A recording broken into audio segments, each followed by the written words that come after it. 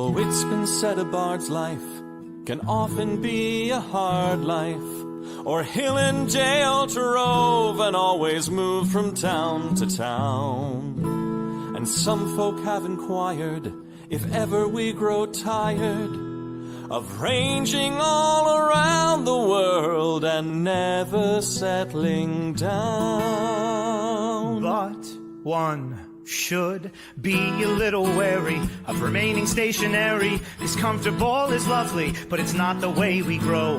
When life starts to unravel, pick up your pack and travel. You'll find a strange serenity in places you don't know.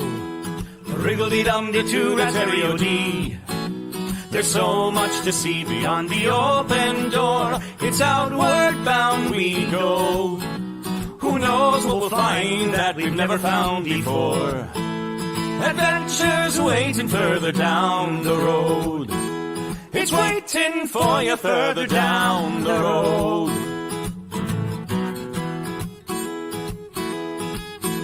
You've got no map for showing which direction you are going. But why start on a journey if you know where it will end? And once you recognize, to anticipate surprise, you'll relish every twist and turn that lies around the bend.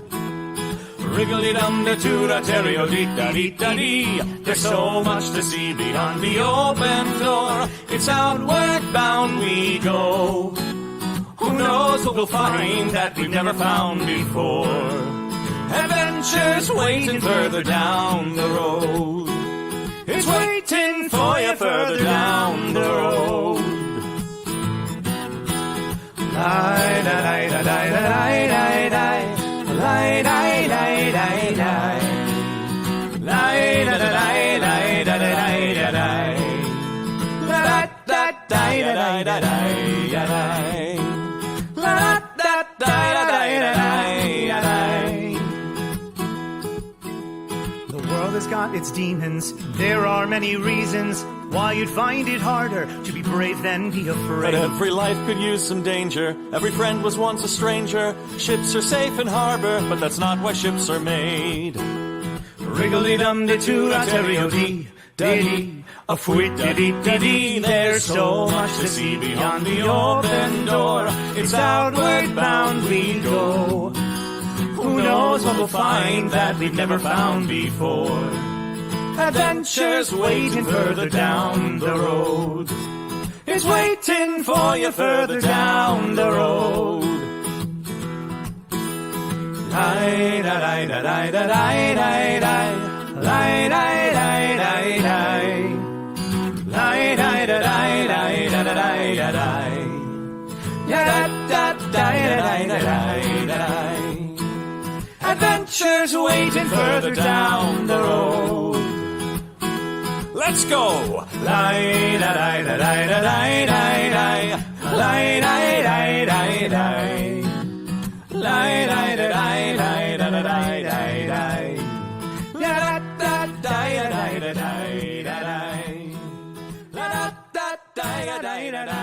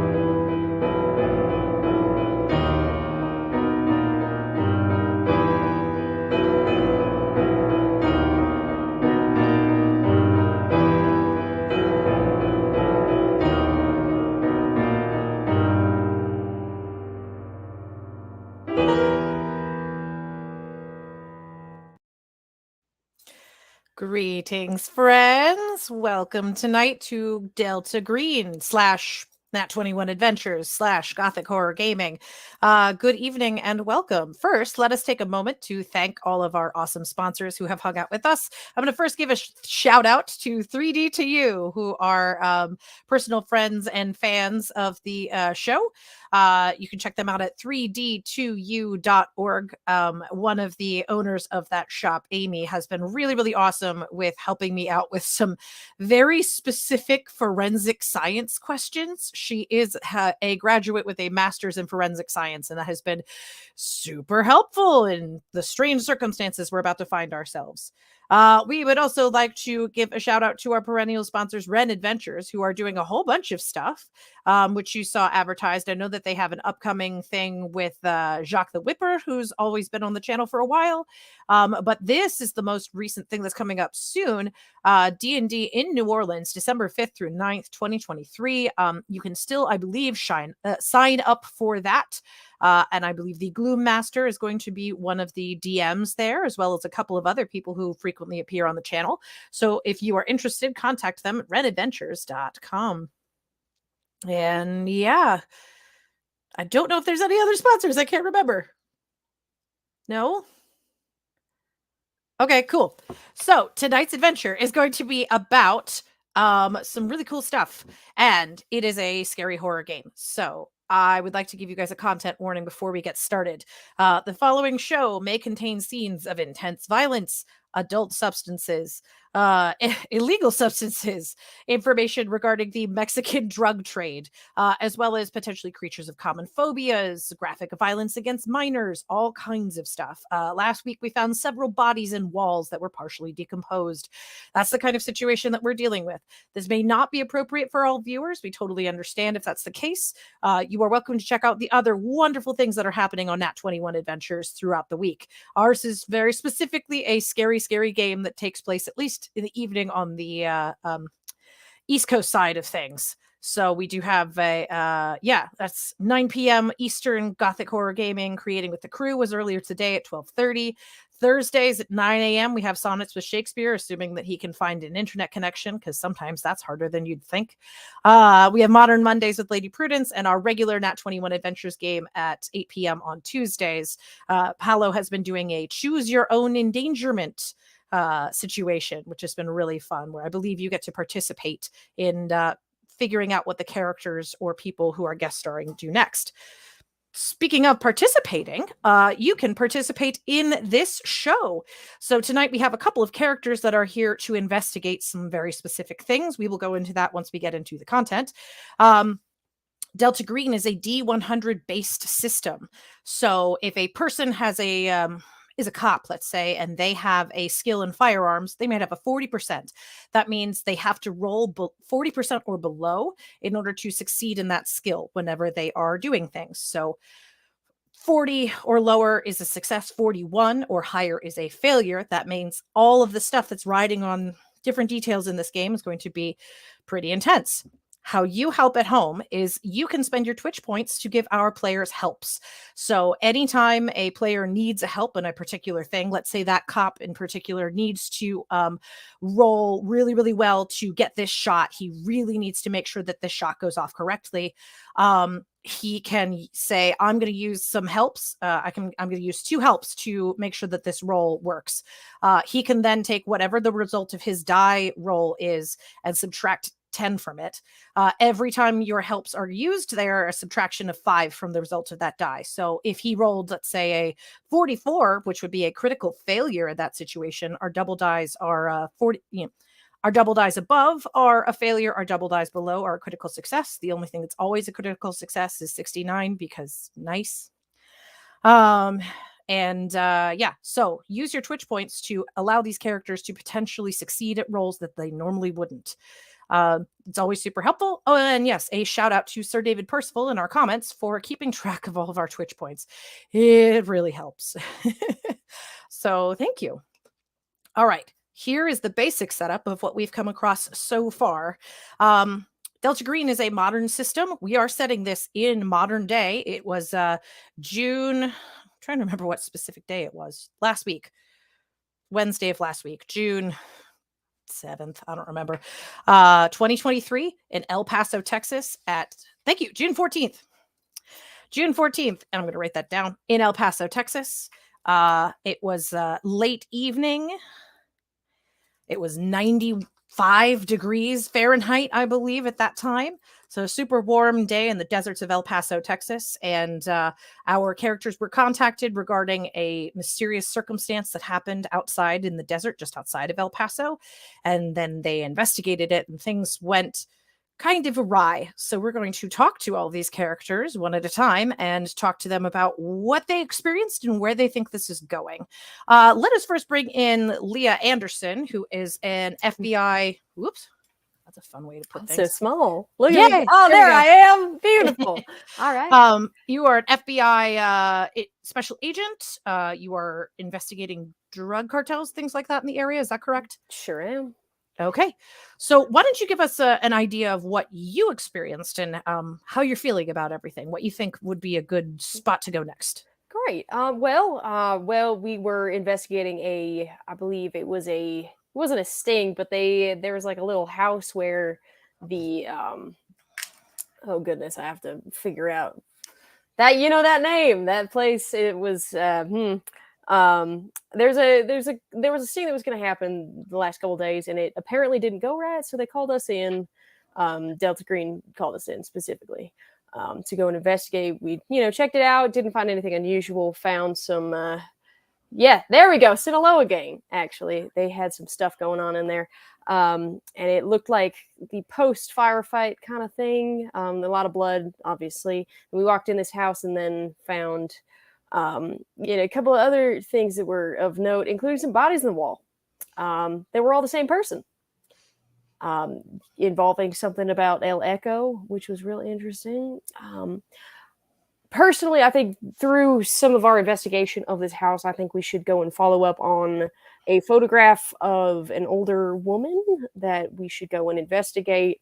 I think it will have a lead. I think we can pretty sure say that El Echo has a lot of body copies. I'm not really sure what to make of that, but I think we start with Anita, I believe was her name. So. You are correct. Anita Cologne, I think. Yep. Cool.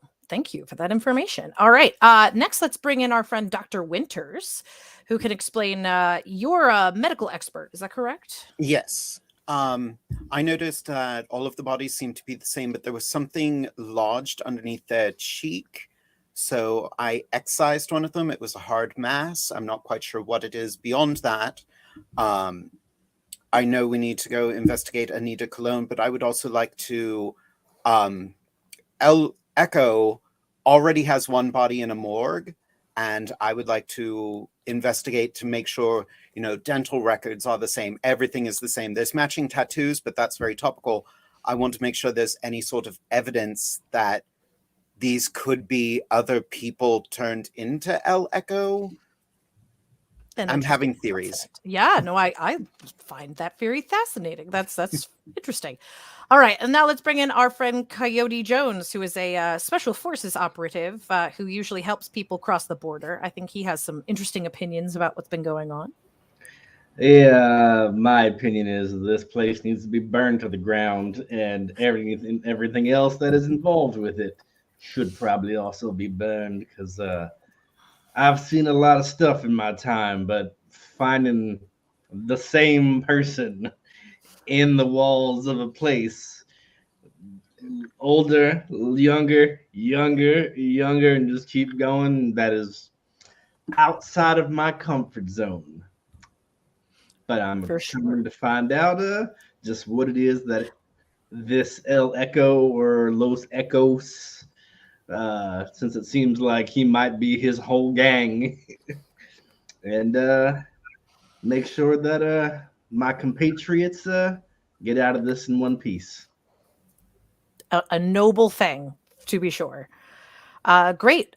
So when you guys finished up last week, it was pretty late at night, and I believe your plan was to just basically go back to your respective homes, etc., and then maybe pick this back up in the morning. I'll go around the room. So, Leah, when you assume, I think you guys all came in separate cars. So, Yeah. assuming you head home, is there anything in particular that you do? Is there anything that you want to investigate before you meet back up with people and figure out which trajectory you want to investigate first? I really think that I just want to make sure I have my firearms ready in my car. I do also, I think whenever I do get home, I'm going to start writing detailed notes about what we saw, what I remember, all that kind of stuff. Maybe do some preliminary searching about where we could maybe find. Well, wasn't there was an address on the photo that we saw of Anita, right? The address that you had was from like a bill that went Okay, to that great. house or a PO box, Okay. basically. Okay, great. I think I would maybe start looking up the area where that PO box is. Other than that, I think I'm just going to get some shut eye and get ready for whatever is going to continue in the morning. Okay, that sounds very reasonable. All right. How about Dr. Winters? Is there anything in particular you would do after you got home? Any research or information you want to try to gather? I would probably attempt to power nap. Being a medical professional, I'm used to not getting a lot of sleep. Very true. But I would also investigate the pictures I took on my phone to see if there's anything unusual about them. And I would probably call Universal Medical Center of El Paso to see if there is a space that I can do an autopsy. Ooh, okay. Let's see how that goes. Okay, so looking at pictures, if you would like to if you want to roll a search roll, you're welcome to do that. See if there's anything else that jumps out at you that you would find intriguing in the process.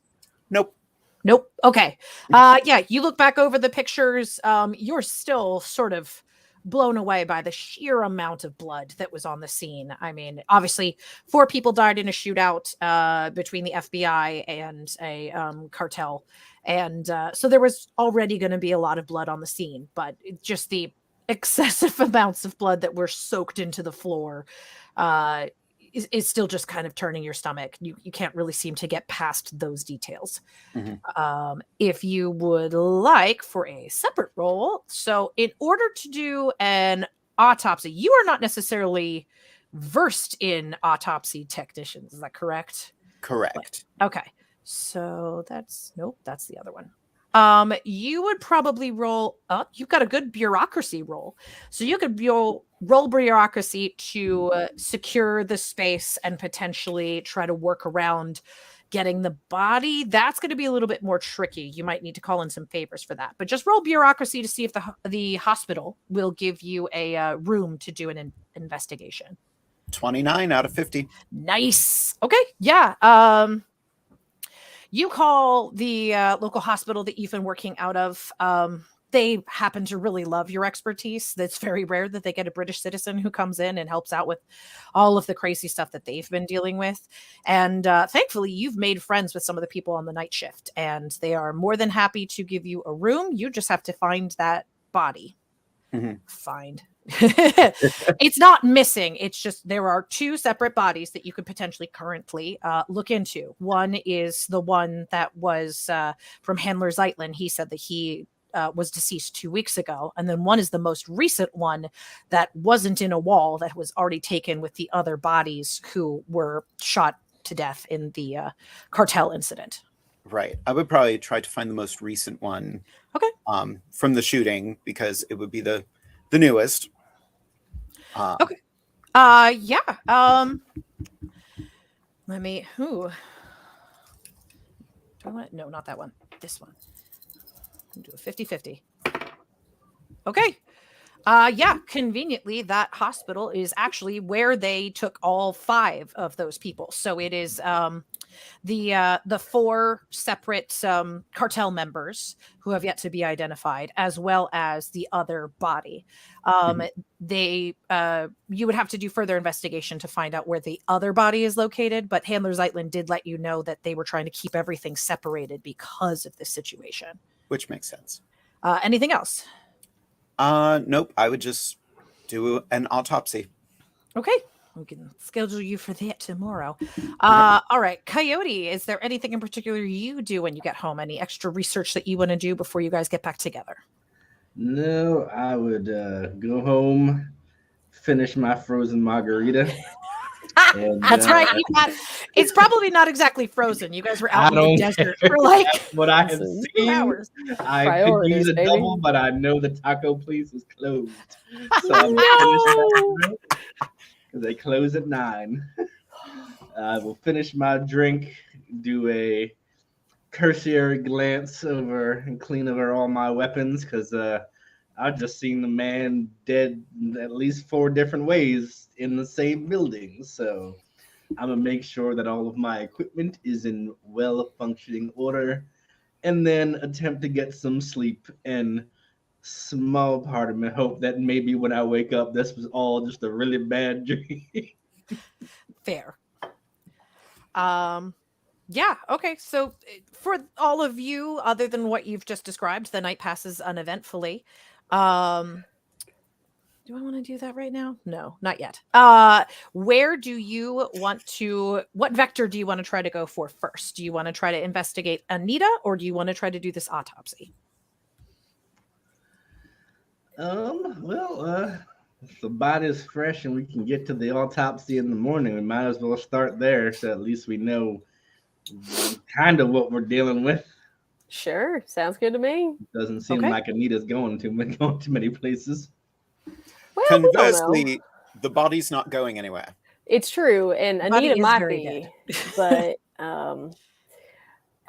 you know, there's always a little cursed part of my brain that's like, split the party, split it, it's fine. But you know, I think I'm gonna go along with whatever y'all want to do. I think I do have a question. So Sure. if we're all agents at Delta Green, do they have like a database of all of the weird happenings that we could maybe access and take a little look-see about stuff, or is it just going off our own knowledge? You can use your own expertise to investigate practically anything. Great. But Delta Green is mostly what we call a disavowed entity. It used to exist in the government back in the 50s and 60s, and then after that, they may have been involved with MK Ultra and a couple of other fun things, and then they still exist, but they are no longer bankrolled by a particular entity. And you guys as agents are all read in. Whoops, sorry. Okay. Yeah. So unfortunately, you can try contacting the handler and see what other information he might be able to give to you, but there's no database that you can look into. Word. All right. Okay. I might shoot the handler a little bit of a text and just be like, hey, would you know anybody who has, maybe records or anything of weird happenings that are kind of like what's going on? If not, that's cool. We'll figure it out. But, be helpful. Yeah, you get a response from handler Zeitlin. Relatively immediately, he says, I can get back to you in a couple of hours. I'm still dealing with the fallout of the shootout. Sure, you got it. All right. So that is his priority at the moment. That's fair. All right. Well, cool. But yeah, Dr. Winters, you get a text, almost like a beeper message on your phone that the night shift has switched over to the day shift, but they do have a room available for you, and they do confirm the 5 bodies that happened that were from the shootout are available. Excellent. Then I'm going to go ahead and start the autopsy. Do you two want to go and find Anita Cologne, or do you want to stay here with me? I am comfortable either way. I mean, what do you think, Coyote? I am inclined to think that this man has gotten up in some form or fashion multiple times. I think we should just be on hand in case this body decides it wants to do something unnatural. You're right. I think I'm okay with that. So, okay. So, Dr. Winters, you're not going to have any trouble getting in here. Coyote and Leah, it's going to be a little bit more challenging, especially if you want to try to bring weapons into a hospital. Ooh. All right. Even though it is a morgue and you can assume that it is probably in the lower level, potentially the basement level of this hospital, it's still going to be a lot of security. So let me see what I would think you guys would roll for something like that. All right. I mean, you could potentially roll a bureaucracy. You guys have credentials, badges. So if either of you have bureaucracy, that would potentially work. Or you can make an argument for something else if you want to as well. And keep in mind, you have helps from all of our players in the background. All right. I think, with my badge in hand, I probably would want to roll bureaucracy. I don't think I have any helps because I used them last time because I was rolling garbage. You do have a 40% in bureaucracy, so you have every possibility to get. Please. I got a 47. Okay. Coyote, what would you like to roll? Do you want to try bureaucracy or you want to try something else? You have a 10% bureaucracy. Yeah, I don't have a lot of. I'm not really a bureaucratic kind of fella. But you know what? Let's give it a shot anyway. I don't have anything else that would lean towards this matter. Fascinating. Okay. Nope, that's going to be a 35. Yeah, 35 over right. 10. That's going to be a little bit too much. All right. So you are both permitted to come in because Dr. Winters is such a well-respected guest at this facility, but you are not allowed to bring any weapons with you. Everything that you have has to be checked outside. That's Fair fine. enough, I will gladly leave my weapons in my car until I can go back and immediately get them. However, when we do get down to this little morgue place, I would like to scope out what I can use as an improvised weapon. Exactly my thought. You guys are both Same welcome wavelength. to roll a search roll and see Let's what you go. have a preference for. Obviously, there are scalpels, but they're not necessarily as effective as what you're looking for. One of you gets a bone saw. I got The other one gets a bone saw. That's a I got a 46 9. out of 40 for me, so. Got a 9 out of 50. Okay. So Leah, you definitely succeed. Based on your information, you have a 60% in unarmed, so you can totally punch people if you had to. Great. Not great on melee. You're really good at firearms.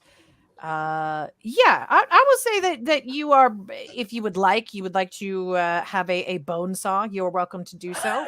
But there is only one in the room, so that's up to you. Coyote, you're looking around. There is a fire extinguisher along the wall that you could potentially bludgeon someone with if you wanted to. But other than that, these sharp implements are tiny. They're effective, but they're not going to be what you're looking for. You know what? A bullet in the head seemed to put one of these guys down. I think a fire hydrant might be a square bet. Listen. Stay near that fire hydrant just in case. Listen, Coyote, I'm not very strong. If you think you're strong enough to use this bone saw, I'm going to let you have it, and I'll take the fire extinguisher. All right. You hold on to that saw for now. If things get dicey, I can knock them good. down, and then you can just carve them up, It's like a good old-fashioned barbecue of corpses that are echoes. Please mark that down as something we should tag later. Okay. So, Dr. Winters, you don't necessarily, you're good at forensics and you have an expertise in biology. You don't necessarily have an expertise in surgery. So I'm curious exactly, what are you thinking? How do you want to proceed with this autopsy? A lot of the things I want to look at are dental records. Something keeps nagging at me to check for odd things like age markers, gender markers, stuff like that. Okay. Just to see if all these people are the same person or if all of these people became the same person. Sure. Okay. At the very least, you can start with some of this stuff. Some of it, dental records is going to be more like you need to potentially summon an x-ray tech to do something like that. They haven't done any of those things yet. These bodies just arrived last night. They are cold, but they haven't really, the actual autopsy technician for this area hasn't come in today yet. Without even having to roll, I mean, you have such a high biology, you could definitely tell that this person hasn't had any kind of surgery that would potentially alter their person. It's not like they had a nose job or dental implants or things like that. Okay. The tattoo looks old and consistent with what you would expect on these varying characters. Everything looks relatively intact. Yeah, you know what? Roll me a biology for something specific. I'm curious to see.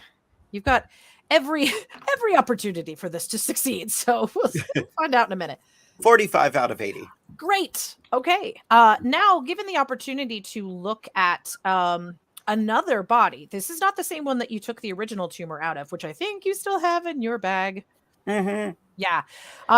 So looking at this body, it strikes you almost immediately that in the same exact place, on the same exact right eye, right under the right eye, is a large mass. You sort of palpate it. It feels the same.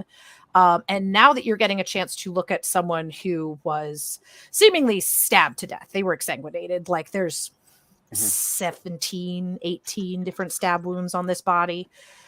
So different than some of the other bodies that you saw, which is something. This body has a lot more lumps to it. Not only is there the big prominent one under the right eye, but there's several sort of outer lumps on like the chest. There's a couple on the thighs. There's some other random deformations. It looks, they look like they're covered in tumors, essentially. Well, that's not good. No. That's definitely a problem. That's more than we saw before. I'm going to go and get the one out of my bag to see if anything has changed with it. Sure. Yeah, you're more than capable of retrieving the stuff that you had in your own bag. And no, it looks pretty much the same. I mean, it's cold and squishy, but it feels basically the same as what you're squishing in this person's face. Former person. Corpses. Yeah.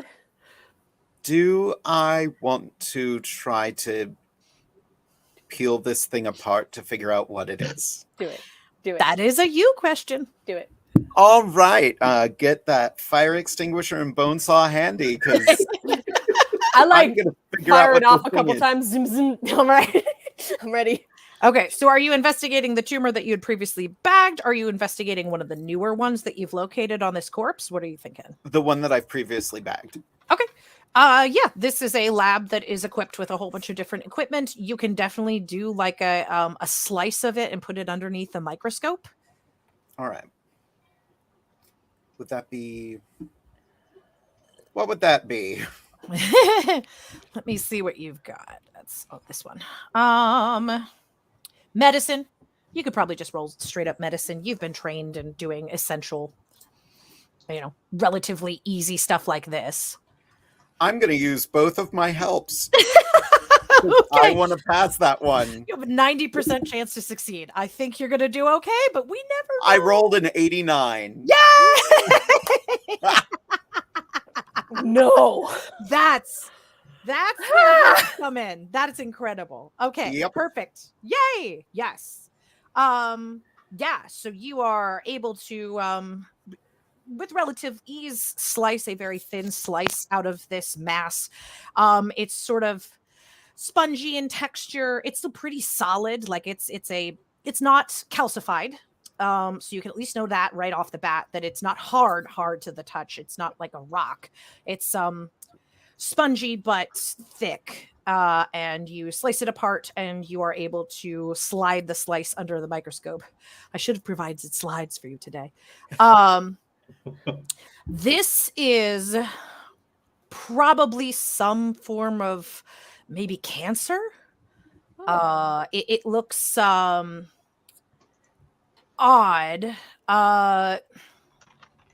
You can't quite tell exactly where it would have come from. It's not any cancer you're potentially familiar with.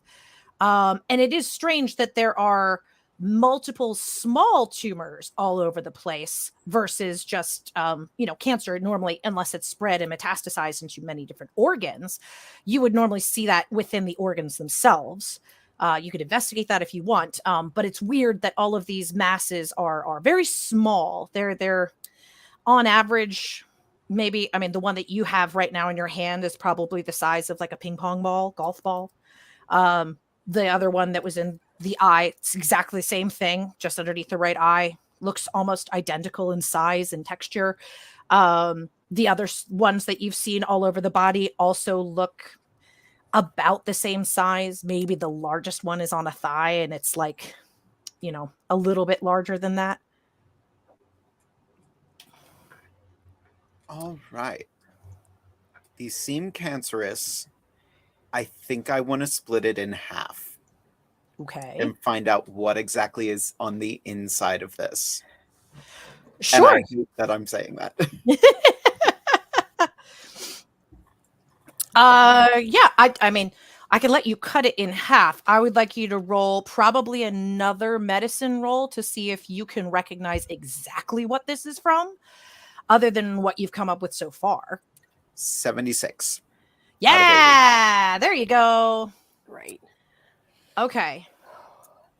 And I thought playing a doctor would be dumb. Ooh. Fascinating. Yeah. So, okay, this is definitely a tumorous growth. It looks, the cells have proliferated out of control. That's basically what it looks like. The further you sort of poke around and investigate it, the more this almost looks. You don't normally see these kinds of things in textbooks. They don't talk about it very often. This looks like extreme radiation sickness. This looks like an advanced level of people continually being exposed to radiation, like a plutonium or a people that would potentially work in dangerous fields if they weren't covered correctly. That's what this looks like. The more you look at it, the more that this would potentially be a tumor associated with, like people doing early x-rays for the first time, or potentially doing, early investigations into hello Chernobyl. Exactly. I'm dead. So yeah, that's the more you look at this, the more that's, especially with them being all on the outside surface of the body, and until you do a further investigation, maybe everywhere else. But right now, that's what it looks like to you. And it's very strange because you normally don't, this is not typical. You don't see people like this very often. Yeah, this seems to be the result of radiation. And I have no explanation for that. I'm not certain that we're really getting anywhere. I think I need to see the other body. All right. I don't know that there's anything else I can do with this one. Okay. So I guess we go look for the other. How would we get radiation up in here? So do we Great need question. to maybe get in some kind of Geiger counter and make sure Yeah. that it's not radioactive? I think we should probably do that. Anybody have some lead we can hide behind? Suddenly I'm feeling a little exposed here. Yeah, just a little bit. I mean, for X-rays, there's definitely lead vests and whatnot. But Okay. does anyone, by chance, have a Geiger counter? I mean, probably not. But I Not think usually I could what probably. I carry around. Nah, I think I could probably make some calls. Maybe. See if I don't know if the office would have any, but I will also say you are currently in a hospital. There are some ready sources of radiation nearby if you really wanted to investigate it. But again, that comes with risks. If you, Dr. Winters, you would potentially know if you investigate an irradiated body in an MRI machine or in something else, it could potentially have some nasty results. You don't know for sure. At the very least, it If it was fully irradiated, it would probably glow like a Christmas tree. Like it would just, your entire outlook would just be fluorescent green, basically. Mhm.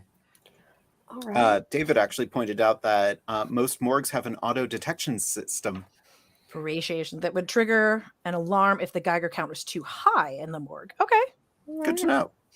All right. Fun. I can tell you that that's not going off right now. But Okay. it's a relatively large morgue. There are multiple bodies available and bays for autopsy technical. I think the other 4 bodies of the victims from the shootout are also in this room. And I don't know. It's up to you if you want to look at any of them, but at least this one, if it is irradiated in such a large space, would potentially not trigger anything, but you don't know. All right.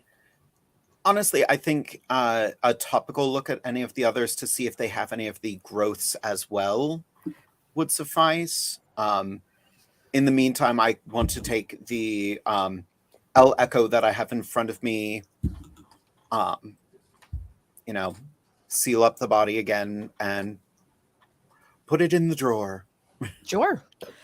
Yeah, you are able to basically cover it. It's set up with the intention of someone is supposed to come by later and take a look at this. You were given special permission because you're such a darling at this hospital. But all of these bodies are set so that when the actual autopsy tech comes in later, they are going to review everything officially and determine cause of death, etc. Excellent. Do I notice anything topical with the other bodies? Roll me a medicine again. 16. Yeah, cool. Okay. Of the 4 that are in this room, they are all obviously gunshot wound deaths. To varying degrees of accuracy. I think at least 2 have a headshot straight out. But some of the others, it looked like it took a while for them to go down, which is probably why Zeitlin is so wrapped up in reporting all of this. I mean, I think at least one has 5 or 6 bullet holes in it. Like it's, most of them are through and through as well, but it looks like this person put up a pretty decent fight. Actually, that one in particular, what you do see are things like hair loss, not any tumors per se, but like odd amounts of like sickliness, a sort of strange pallor to the skin, and if you were to look at the chart, you would see that this person has clearly potentially also been exposed to radiation of some kind. Okay. So Not to the degree that the other body that you've looked at has. It doesn't have tumors, but it is desiccated in such a way. I mean, teeth are falling out, that kind of situation. It looks pretty gnarly. Probably not a bad idea for us to start thinking about radiation protocols. Oh, great. I love that for us. Indeed. Okay. So what did we get lead, right? That's what we do. I don't know. Listen, this isn't my area of expertise. You could potentially protect yourselves with lead if you wanted to. Again, those are usually in like known environments where you're going into radiation, like a hazmat suit kind of situation. Okay. This would probably require further investigation. It is interesting that both of these bodies have radiation sickness to a greater or lesser degree. And Dr. Winters, based on the fact that you were holding a tumor in your hand that looks exactly identical to the other tumor that is in this other person's face, it is potential that all of the bodies that you were investigating earlier are irradiated. And I have been reminded by Gluemaster off the screen that, let me read this correctly, radiology departments have lead aprons if you really want to start jumping in and get technical. I think I'm going to go grab one of those. If that's cool. Anybody else want one? I'll go grab one. You're going to steal lead aprons. That's Okay. a smart plan. I'm just going to ask real nicely. If they don't want to give them to me, that's fine. But you know what? You can't be too careful. That's okay. Okay. So there are some avenues you could take here if you wanted to. You can try to steal them from the hospital. You could potentially try to requisition them from the hospital. You could requisition them from your individual departments. It is a possibility that the FBI might have some lead lined things. Keep in mind that these are all also encumbering. That if you're going to walk around in a lead apron, you're adding like 20 pounds to yourself. So you know what? Listen, if we could just shove them in my car, it'll be fine. It's fine. I think I'm gonna make a phone call to my sweet FBI office and see, just no reason. Y'all have anything lead lined or? You are welcome to do that. You can roll me a bureaucracy to see what you are capable of finding out and potentially requisitioning. I hope so very hard. I got a 6. Ooh, out of 40. That's nice. Right. Yeah, it takes some convincing. Great. But yeah, the FBI office that you work out of does have a sister office that also deals in specifically FBI forensics for specific cases. So there's the possibility that you could go there and pick up some lead-lined aprons. And thankfully, the person on the other line is like, look, you can requisition whatever you want. I can't guarantee you're going to get it, but you can try. Like a very sarcastic person on the secretary. Perfect. Listen, we go way back. We're good friends. I don't know. I've never met this person in my life. Listen, I'll make a plan that, after all this business, maybe after we go visit the P.O. box, we maybe go stop by there and, we'll get 1 for Handler if Handler just has to show up as well. If we can. So. Okay. Great. Is there anything more that you want to try to accomplish here in the morgue? Let's say it's about, based on how long you've been working on stuff, like 2 hours have passed. So maybe if you guys kicked off at like 8 or 9 a.m. at this point, it's about 10. All right. Perfect. I'm just gonna let the whoever handles the autopsies give them all a heads up about, potential radiation, but leave it kind of vague. Just a nice heads up for anybody who's coming in after us. Okay. Yeah, there's a protocol for that. Basically, I'm sure you would recognize. Coyote, you were saying something. Is there anything else you wanted to? Dr. Winters beat me to it. It was just, let's leave him a note or something that hey guys, yes, you handle these bodies. In beautiful medical jargon, you leave a note that says, hey, just want to let you know that some of these bodies might be dangerous. Just a heads up. Love your work. Thank you so much. Bye. But obviously in a much more professional, legally sort of. Nope, that's exactly what it says. Yes. Great. Good. I love that. In handwriting that can mostly be read. I feel like that's part of the doctor degree is that you have to learn how to write things very, very quickly and sloppily, but you also have to be able to interpret other doctors' handwriting. So exactly. Yeah. They're all just everybody can read stuff. Little pictures. Okay. Look, I signed it. Oh, yay! Wow. Look right at you there. go. Good for you. Good. Good. All right. Yeah. So that vector is closed. Are you, Dr. Winters, are you taking the sample that you were dealing with? Are you taking that back with you? I would probably bag it back up and put it in my, I had it in my first responder kit. Yes. So yeah, I would take that with me. Okay. Just curious. Probably wrapped in something a little more, radiation proof. You could wrap it in tinfoil. I don't know that helps. I don't think that helps either. But I would wrap, a lead glove from radiology. Ooh, there you go. See, now a glove, I think that you could probably literally walk off with versus an entire apron. Just stealing someone's like 40-pound apron from radiology. Listen. Yeah, you can get a glove without it being too big of a deal. Yeah, I would hang on to that. Okay. Yeah, you are. I mean, it's not totally secure, but at least you put it in something that could potentially be helpful. It's not going to be the same as, like walking around with a box made of like lead and concrete that you could carry around, which would be like 50 pounds, but it's something. All right. Okay. So yeah, it's about 10 a.m. You guys are interested in potentially looking into your other vector with Anita? Yeah, I think so. Yes. Cool. So you can see that there is a I'm trying to see if I have that pulled up yet. No, I'd have to pull up the map again. Glowmaster, do we have the map still as like a doodad? That's this guy. Yeah, sorry. Haha. Yeah. Woo! Okay, so that gray sort of dot in the middle is where you had previously been. That was where the house was located. It's sort of closer to where the Golden Eagle Park is where this PO box is potentially located. You can, there's a post office out there. It is technically a government agency. I am curious how you're gonna get into somebody's PO box, but I guess we'll cross that bridge when we get to it. But yeah, it's just outside of the city. It would probably take you guys 20-30 minutes to get there.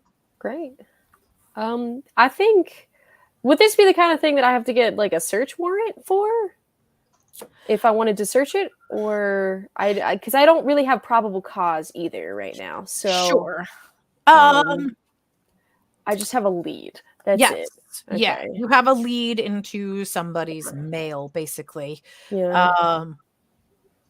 You could potentially, so if you arrive at this PO box, you could potentially talk to whoever is in charge of the mail system. Okay. But yeah, you would, in order to actually probably open their mailbox, you would have to have a probable cause warrant. Okay, great. Which would mean calling and getting permission. Yeah, calling in, getting permission from a judge, proving that this person is, legally. Yeah. Great. Okay. Now, you do have other skills at your disposal. You do have a badge, and goodness knows if you start flashing a badge around in specific places, it's true. Within your own risk. Yeah. It may come back to your department if things get a little dicey. Yeah. Okay. All right. Yeah. Cool. I think we just show up then. I mean, we could all take my car. That's fine. I got plenty of room. Just don't touch my trunk. I got a lot of arms in there. Sure, you guys. Not real arms though. Do you guys all want to take the same car? You and your I'm gonna listen. bring I'm my just car offering. as well, just because I also have my bag and arsenal in the back. Yeah, there you go. See, I don't have as much as you do, and I don't have real arms. I just have firearms. For everyone questioning these methods in the comments, this is Texas, so driving around with guns. It's perfectly legal. It's fine. I have a concealed carry permit. You have a concealed carry permit, but not for like 8 weapons.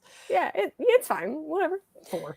Anyway, you guys are, I mean, it is an address. It is a PO box address that specifically goes to a PO box, which is in a relatively nearby town. Great. It would take, if Anita was still residing at that residence, it would probably take her approximately an hour to get there from that residence. That residence is very remote, not necessarily by just like mileage per se. It's not super far, but it's windy back street roads. Obviously, if she lives there, she knows how to get there and back, but it's one of those situations where if you are driving anywhere in Texas, it takes you 40 minutes to get to the grocery store, even if you are 4 miles from a grocery store, just because all of those roads go completely different ways. And sometimes there's cows and it's a thing. Ask me how I know. Cow traffic. Sometimes a horse just gets loose and you're like, God, there's a horse on the highway again. It's a horse on the road. I'm sorry. I'm late today. He's got a place to go. He's got things to do. It's got to go compete with the Mustangs out in the road. Anyway. Horse in the highway. Anyway. I'm gonna ride it to the store. Okay.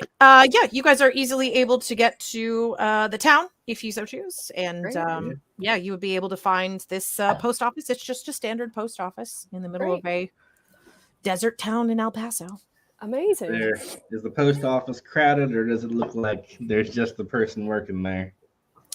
It is 11 a.m., so there might be like 3 people there, but you are getting perilously close to lunch hour when people might start showing up. So, yeah, there's a couple of people being served. There's one post office worker in there at the moment.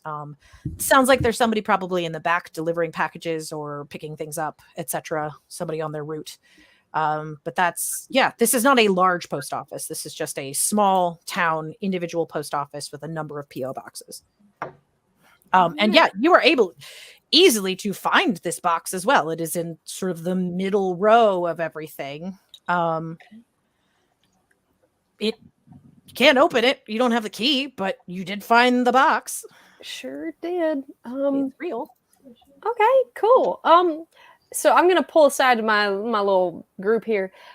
So I think there's a couple different ways we could do this. I don't know necessarily if it's beneficial for us to like get in the box. It's all gonna be mail addressed to this place.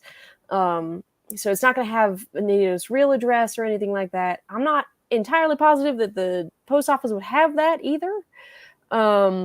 So I think, if we wanted to look inside of it, we could probably go around the back, sneak our way in and look on the back side, because I'm pretty sure it's all just like a grid of a whole bunch of little boxes and people just shove mail in them. That's why you get other people's wrong mail sometimes. So, or we could just ask, or, I don't know, is this like a small town kind of situation? Or is this like closer to city-wise? It's a small town. You're right. still, it took you, a couple minutes to get here. So not super far, but you probably drove down the highway. And then as soon as you got off the highway, this is like the things closest to the highway. And then the town just spreads out into oblivion. All right, great. We could also potentially go and ask some of the folks who are already here, see if they recognize the name and see if we can find an address from there. I don't know. A lot of doors open if you're nice to people sometimes. So. Well, we have her photo as well. Why don't we ask if anybody's seen her? That's, you did that's take right. that with you. Is that Yeah, right? let's find out if she's been to collect her mail recently. That's true. I feel like that. Do we want to be like, oh, hey, I'm a cop. Look at this. You seen this person? Or do we want to be like, oh my goodness, I lost my great aunt. Have you seen her? Here's the thing. Sometimes a little bit of truth can help expedite things. If we let them know that there is a potential radiation situation at her home and we are trying to find her so that we can get this rectified, it might put a little oomph in their step. A little bit more cooperation.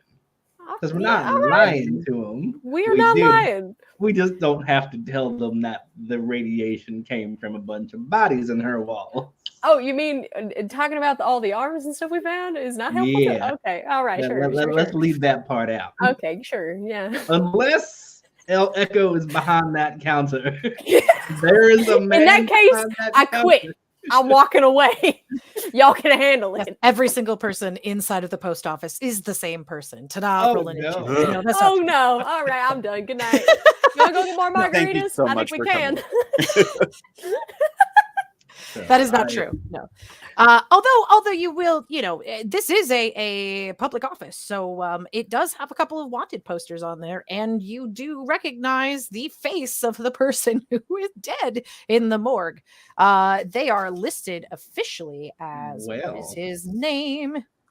Julian Ramirez. They are listed currently on the FBI's not top most wanted list, but like the local wanted list for probably the branch based out of El Paso specifically. It may not necessarily be, it could potentially be your task force, Leah, but it's not. You are normally dealing with the people who are closer to the ends of things versus people who, this guy is potentially a leader of a new group. Yeah. So might be a little bit above your pay grade most of the time. Probably is. All right. Okay. Interesting. Well, let's ask around. Great. Sure. Can I take a picture of the picture so I can show people and someone can take the original? You want to take a picture of the wanted poster? I'll take a picture of the wanted poster and I'll take a picture of Anita.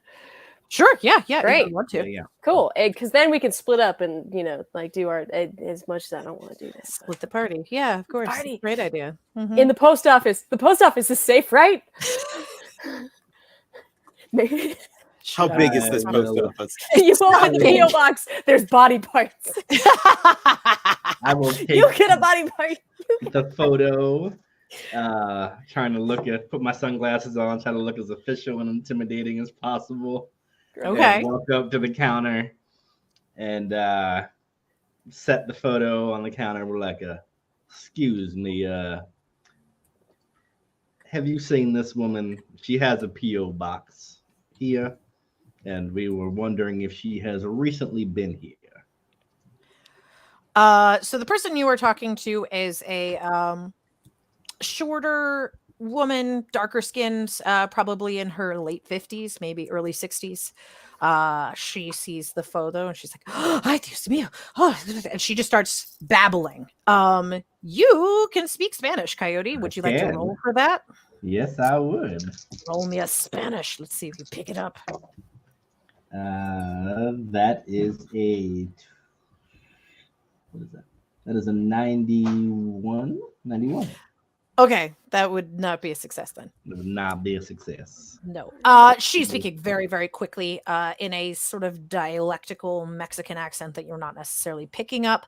But the gist you're getting of it is things like, "Oh my God, the cops. What are they doing here? Everything is fine. I'm totally in order." That kind of stuff. Thanks, Vivi. Appreciate you. I wish I could actually speak Spanish so I could make this more interesting. But yes. Yeah. I'm gonna kind of She's hold my anxious. hand up. Ma'am, I need you to calm down for a moment. Do you speak English? Hablo inglés. Yeah, see. Yes, I do. Sorry. Excellent. Excellent. I don't expect people in the office to be investigating. How can I help?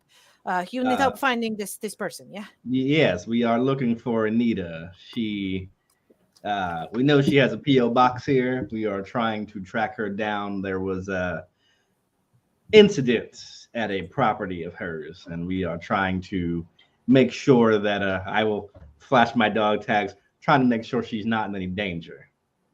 Oh, and that starts off a whole other thing. This is a lot more obvious to you. She starts speaking the Lord's Prayer in Spanish and crossing herself multiple times. She's freaking out, like, "Oh no. You know what I mean?"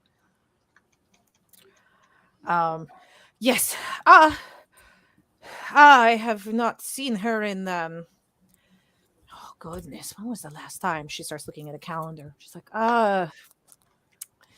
January maybe? I think her son might have come to pick up the mail at that point, but it has been a long time. We weren't expecting much of late. Her box is rather full, honestly. Interesting.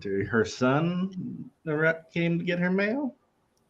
Yes, Jose. I see him on occasion, but most of the time he isn't come here. When was he here last?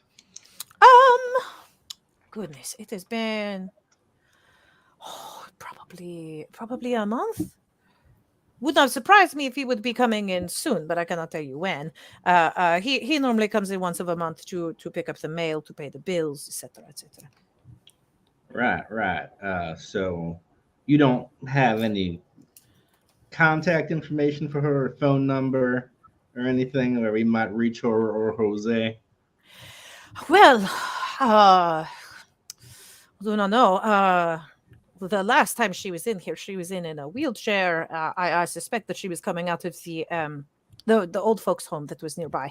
But because I have not seen her in a while, I do not know if she is still alive. Unfortunately, she is. She has the cancer. You understand? Has breast cancer for the last 6 years. It was gone away for a while, and then it came back, and now things are getting worse. And she's, God bless her soul, she's in her 80s, I would say. Her 80s probably.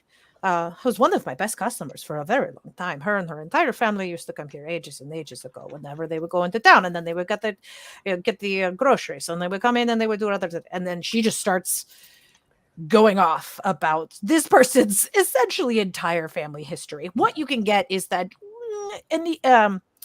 this lady has probably been working at the post office here since the 80s or 90s. And Anita has had a box here that entire time. She would come by once a week whenever she had groceries. She's seen Jose the entire time, and he grew up, and he's a nice boy, and he has a family of his own, and they live in El Paso specifically, and there's a lot. But generally, you get the gist that Anita has been suffering from cancer off and on for a number of years, and she has probably been living in an assisted living facility for a couple of years now. Of late, she hasn't been able to physically come and pick up her mail. That facility might have a contact number. Is that home local to here? I believe it is. I cannot remember it off the top of my head. I do not know. I am so sorry. That's all right.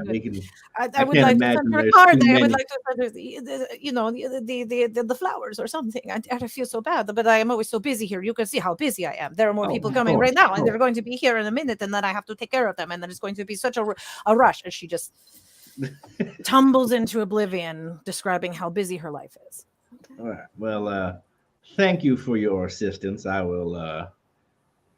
I can't imagine there's too many homes locally. We will look into that. We very much appreciate your assistance. What was your name, ma'am?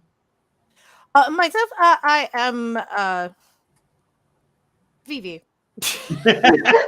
Well, thank you very much, Vivi. There is a person I am basing this off of, but I cannot remember her name off the top of my head. So, hello, Vivi. This is going to be you canonically. Thank you.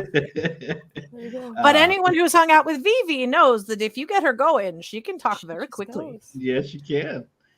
Leah, you have a business card or anything?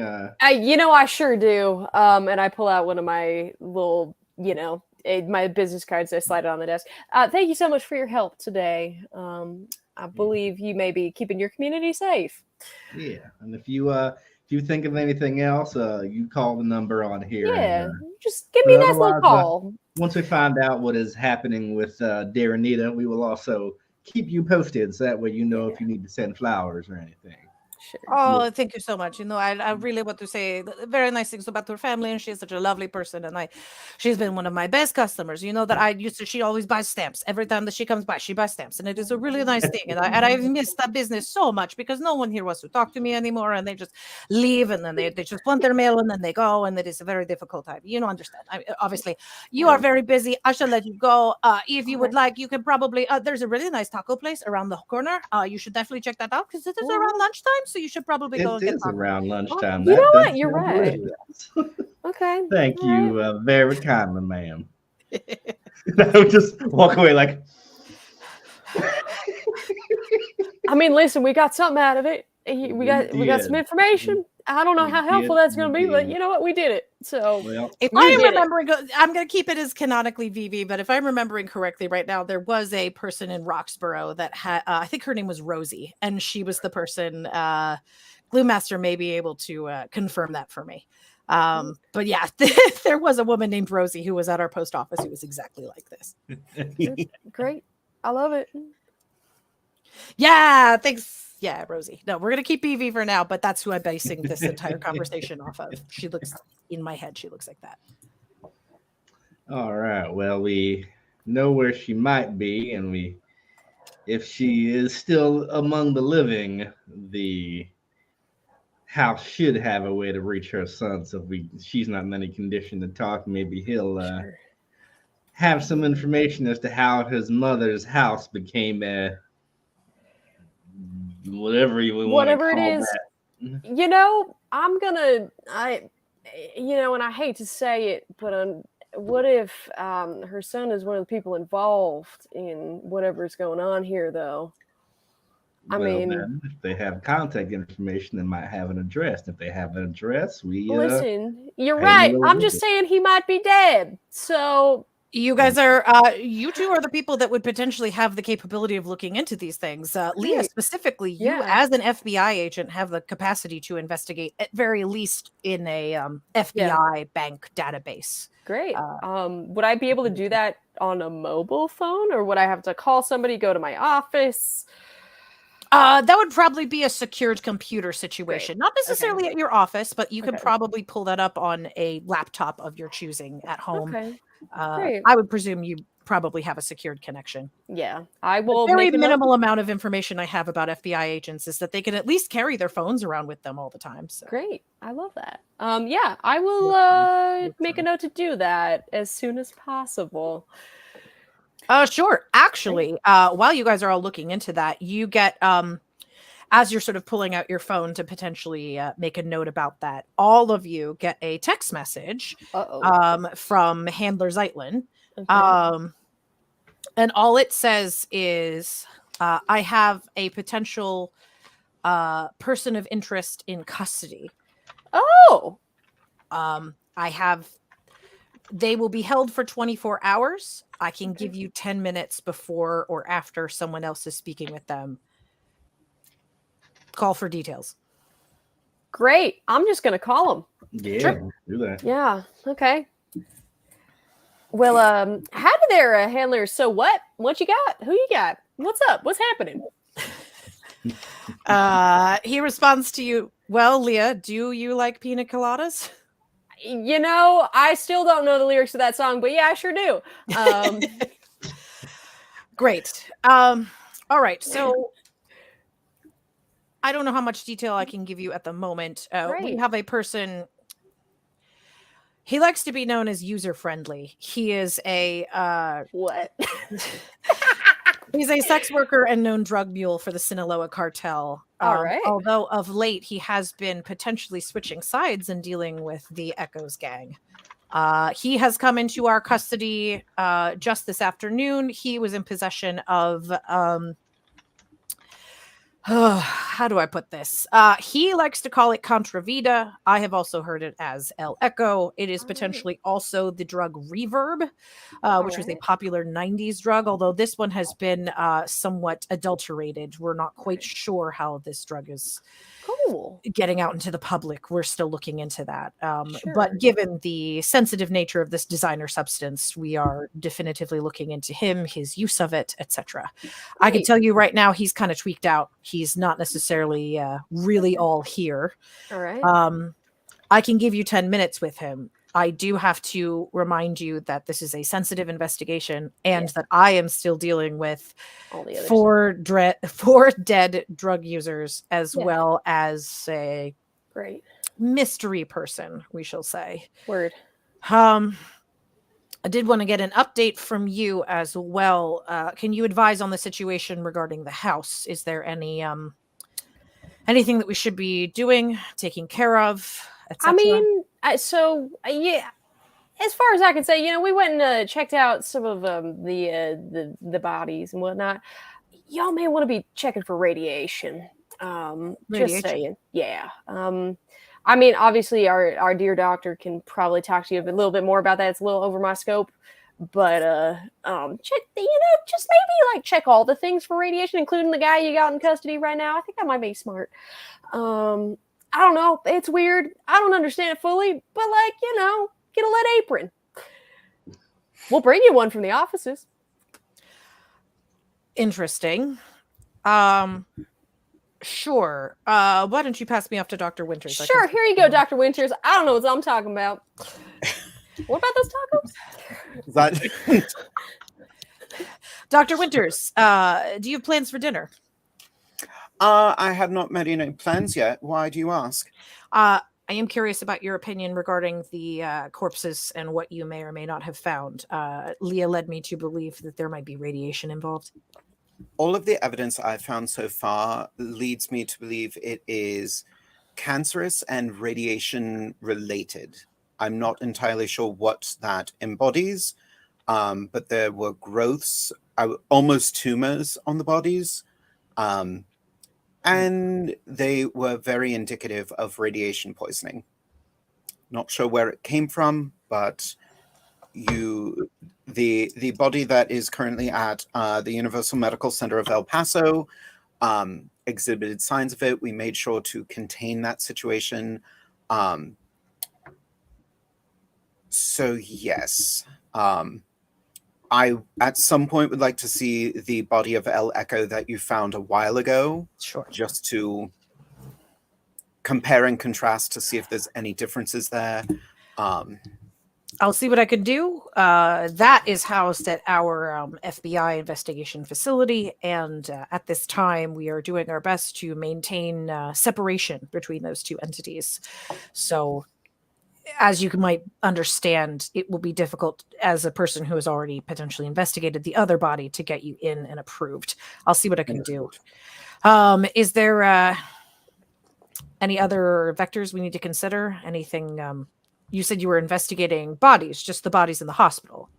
Yes, we also have a bit of a lead. We are looking into Anita Colon and her son. Jose. Oh, we said Jose, didn't we? Yeah. Was it Jose? And her son Jose. Apparently, the house used to belong to her. She is currently in an assisted living facility somewhere in El Paso. I think there's about 18 of them in El Paso. So that I just looked it up. There's a lot. Yeah, there's 18 of them. Okay. But I do have a bit of concern that I was going to voice with my colleagues.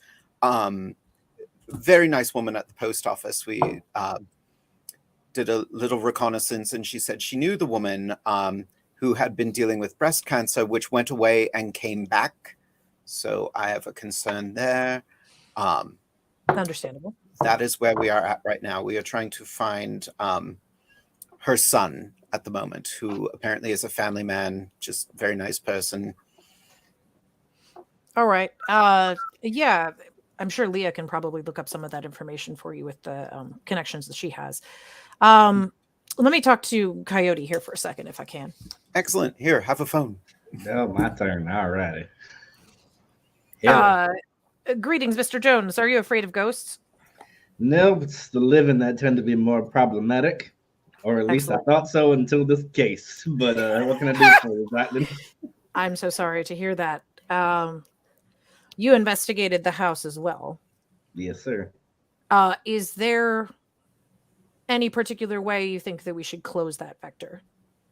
I think it would do you well to bring in some high temperature blowtorches, and unless you have a particular need to collect anything else from that place, I would scorch earth that place and salt the grounds with it, and then given the new radioactive vector, then probably dig a hole in anything that remains, tuck it down in there for a while, because if that one body's radioactive, and given how many we just found in the walls without tearing them all down, I imagine that might be a potential hot spot that you don't want folks traipsing around in.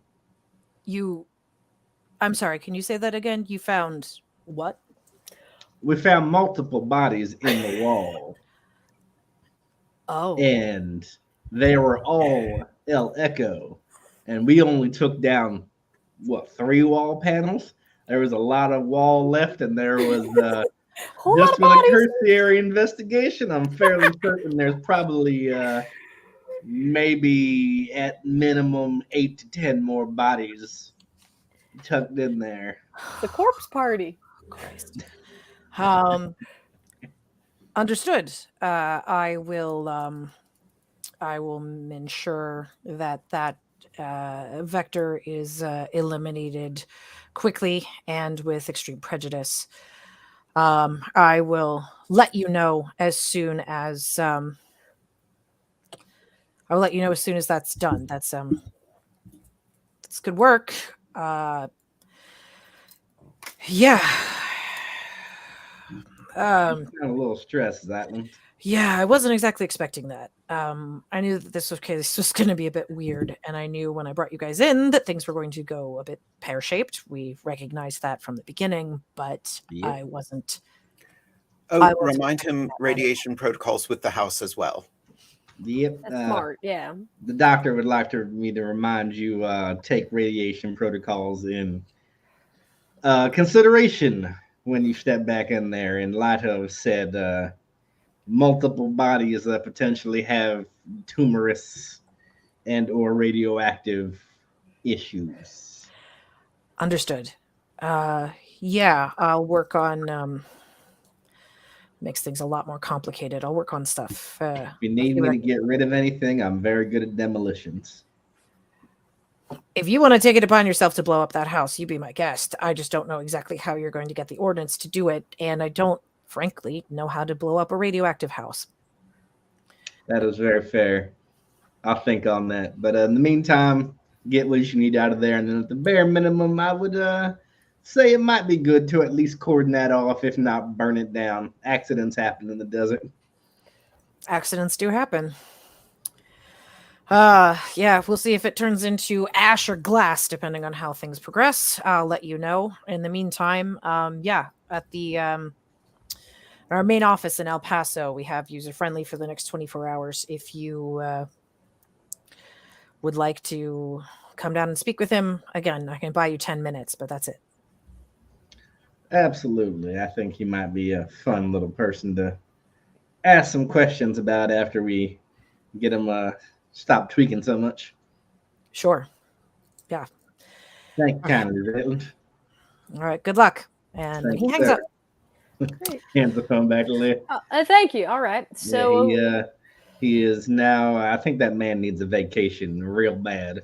Listen, we'll all go get margaritas after all this is over, as long as we're all alive. So it'll be great. Yeah, he said he's got user friendly for 24 hours. So if we want to pop over there later after he comes down a little bit off his trip, it might be good for some questions. Great. So we grab lunch, then go? Yeah, let's grab. See if we can You're going to go get tacos? I don't want to go get tacos. I mean, maybe they have a drive-through. I don't know. I always like to take the recommendations of the locals for food. Exactly. Listen, it's perfect. I think it's very nice. Exactly. So, and I think those tacos are just going to slap. So I think we get tacos, then we go. Slapping tacos. Okay. Yeah. I mean, if you guys want to go and get tacos, you are welcome to go and get tacos. Yep. Amazing. Awesome. They're pretty good. I mean, it's El Paso, so obviously they're good. Yeah, good tacos. Great. I am literally looking up how to destroy a location with radiation right now because I am honestly curious how do you do that safely. It is usually generally you want to end up burning the place down. You also usually will put a dome of some kind around it to keep the ash from blowing in the wind. Sure. Burn it down, and then they usually, while that's burning, they'll dig a big ass hole and then scrape up the remains and just dump it down in there and bury it. Fair enough. Yeah, and that does provide an easy out as well. That if the location is irradiated, the cops don't even have to mention anything about all of the. There is a minor story that's in the news about a drug shootout, but it's nothing new, unfortunately, for this area. So yeah. There you go. All right. So what do you guys want to do now? Having lunch, Leah, do you want to see if you can use your resources to see if you can find which of the 18 houses Anita might be in? Or if I absolutely would love to, through whatever avenues I could potentially take at a taco place. Sure. So I have been informed that FBI agents have they basically have like an office phone that they can carry around. So you have like a cell phone that you can potentially use to research things within reason. It's not the same as your regular cell phone. Okay, cool. So yeah, you are potentially able to look some stuff up. I would say roll bureaucracy for this one. I think we still have a help counter for you. So if you I have a help now. I would love to use this help. Yes, this was the last one I had. So you have two technically, but I'm feeling lucky. I'll use one. Just one, okay? That is an 11. Ooh, critical success. Look at you. Go. Great. Love that. Nice. So yeah, you are able to determine it takes some cross-referencing and whatnot. But yes, once you look up Anita Cologne and old folks' homes, she used to be in an old folks' home at one point. Her last residence of knowledge is called 3 Oaks Hospice in El Paso. Okay. Which is a little bit outside of the Golden Eagle Park area where you guys are hanging out right now.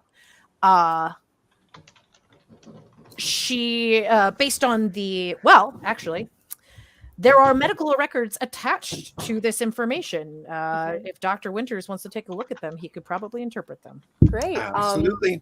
I'll have him take a look. Also, can we tell if she's still alive? Roll your medicine roll, Dr. Winters. I'll be able to give you that information. Great. 57 out of 80. Nice. Yes, she is currently listed as still living. However, Dr. Winters, based on your information, hospice is the right place for her. She is practically on her deathbed at this point. The information seems to be consistent with what Vivi told you, that she had previously been treated for cancer and it went away, but then this time it came back on a routine checkup a couple of years ago. It has since metastasized, and she is she's been in hospice care for about 2 months now. She was transferred from an assisted living facility. Her next of kin is listed as Jose Colon. He has an address outside of El Paso. He seems to be the only official living relative. There is also a daughter, I believe, because I thought there were like 4 people in the pictures. Yeah. Her husband is already deceased and has been since 1995. Her daughter is also listed as deceased from a truck accident. Oh, okay. So yes, Jose is her only living relative, although she does, it also lists grandchildren as well. He has other people in his life.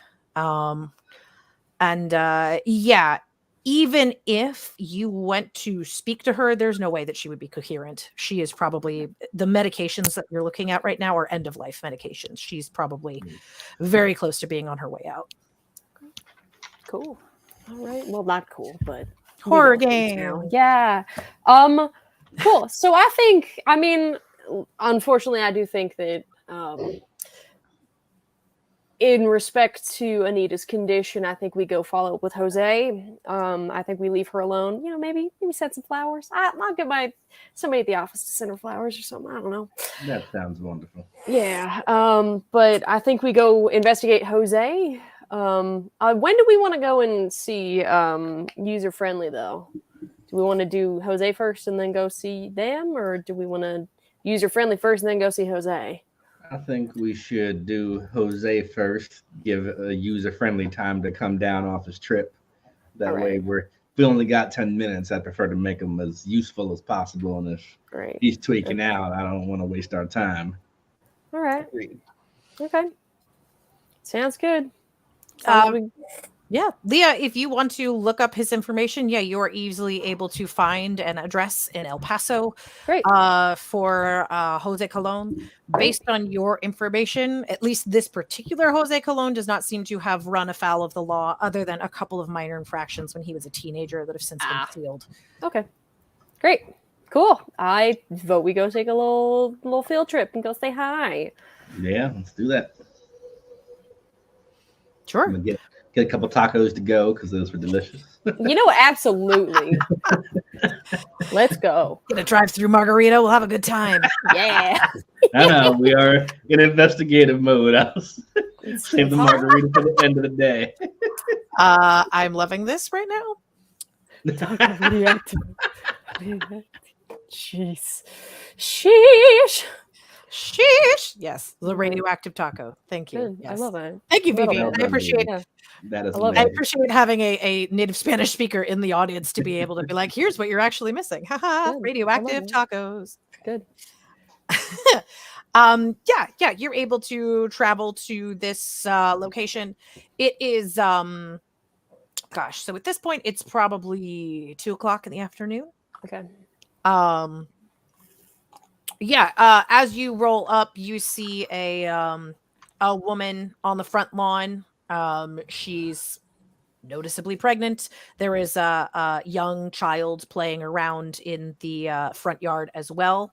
And as you sort of roll up across the street from them, a big yellow school bus pulls up and another child bounces off delightedly. In spite of the fact that it's June 14th, some of them still go.